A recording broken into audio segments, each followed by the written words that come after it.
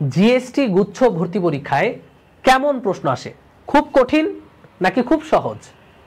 দেখো ভাইয়া, কঠিন নাকি সহজ এটা নির্ভর করবে তোমার প্রস্তুতির উপর। তুমি যদি সুন্দর করে জিএসটি অ্যানালাইসিস করে, কোয়েশ্চেন ব্যাংক অ্যানালাইসিস করে প্রস্তুতি নাও, তোমার কাছে এক্সামটা আসলেই সহজ মনে হবে।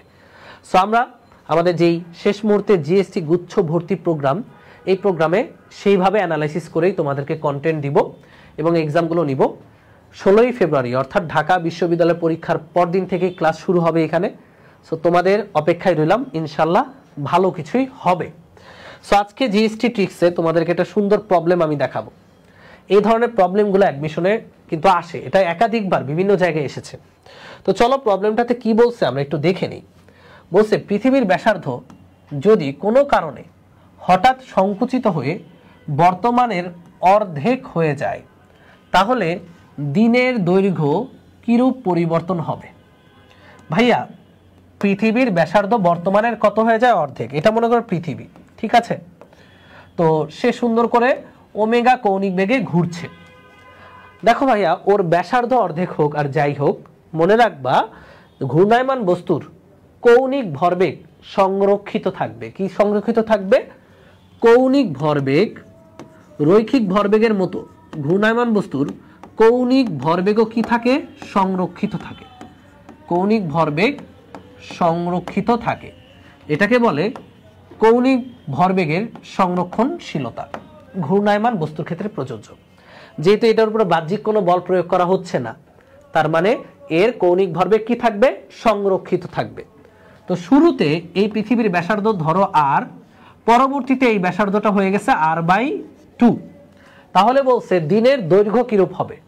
ভাইয়া, যখন ব্যাসার্ধ আর, তখন দিনের দৈর্ঘ্য, দিন বলতে কিন্তু দিন রাত বোঝায়, হ্যাঁ? দিনের দৈর্ঘ্য কত? 24 আওয়ার। যখন ব্যাসার্ধ r/2, তখন এটা কত? আমাদের এটাই বের করতে হবে। আমরা একটা ক্লু জেনেছি, ঘূর্ণায়মান বস্তুর কি সংরক্ষিত থাকবে? কৌণিক ভরবেগ। তাহলে আমরা বলতে পারি ব্যাসার্ধ চেঞ্জ হওয়ার আগে কৌণিক ভরবেগ সমান হবে ব্যাসার্ধ চেঞ্জ হবার পরে কৌণিক ভরবেগ। তো কৌণিক ভরবেগের সূত্র নিশ্চয়ই জানো, L সমান I ওমেগা। তাহলে I1 ওমেগা 1 সমান I2 ওমেগা 2। এখন I1 পৃথিবীর এই অক্ষের সাপেক্ষে জড়তার ভ্রামকের সূত্র কি? সূত্র হলো 2/5 mr², তাই না? যেহেতু নিরেট গোলক, নিরেট গোলকের জড়তার ভ্রামকের সূত্র এটা। আর ওমেগা এর জায়গায় লিখতে পারি 2π/T1, তাই না? ভাইয়া, I2টা কত হবে? I2 হচ্ছে ব্যাসার্ধ পরিবর্তন হবার পর জড়তার ভ্রামক। 2/5, ভর তো চেঞ্জ হয় নাই, ভর একই থাকতেছে m। জাস্ট ব্যাসার্ধটা হয়ে যাবে আর এর জায়গায় কত? r/2। যদি আমি স্কোয়ার করি, এখানে লিখে দিতে পারি r/2 হোল স্কোয়ার। আমি এট এ টাইম লিখতে পারতাম r²/4। দেখো m মানে জড়তার ভ্রামক লিখলাম, এবার ওমেগা 2। ওমেগা 2টা হবে 2π/T2। এই T1 হচ্ছে পৃথিবীর ব্যাসার্ধ যখন আর ছিল তখন পর্যায়কাল বা দিনের দৈর্ঘ্য 24 ঘন্টা। ব্যাসার্ধ পরিবর্তন হবার পর কত? T2। সেই T2টাই আমরা বের করতে চাই।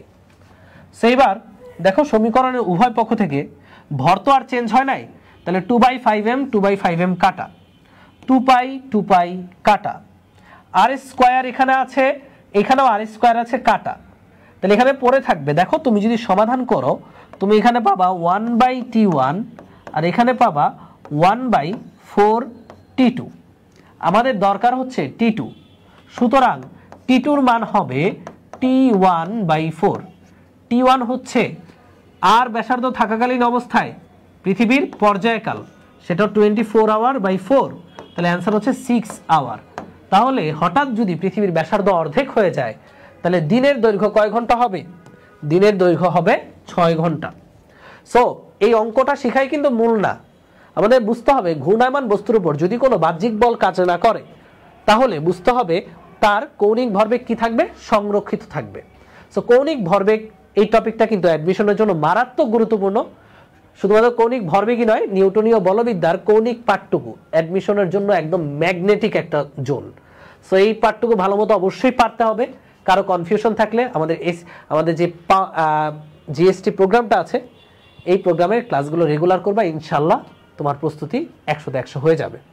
তো দেখা হবে তোমাদের সাথে কোর্সের ক্লাসে। সবাই ভালো থাকো, আল্লাহ হাফেজ।